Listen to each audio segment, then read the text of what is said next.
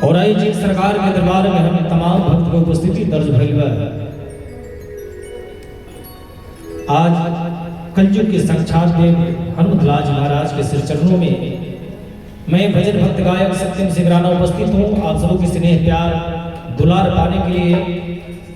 और आज जिनके माध्यम से आए हुए तमाम कलाकार हनुमतलाल जी महाराज के दरबार में हाजिरी लगाने के उपस्थित हैं, जो कि हमारे हर दिल अजीज मित्र भाई रोहित दीक्षित जी, जिनका सदैव प्यार स्नेह दुलार बना रहता है।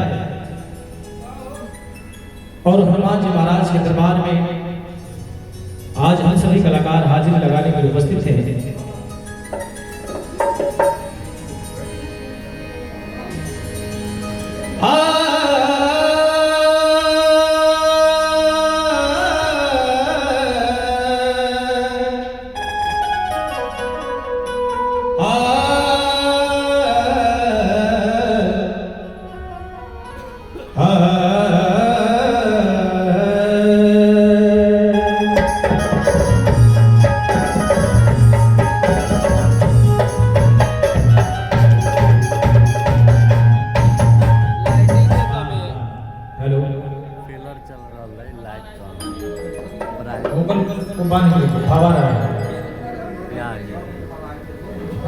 इसे को पान की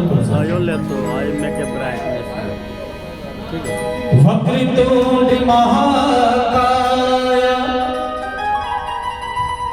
सूर्यकोटि समप्रभ निर्विघ्नं कुरु मे देव।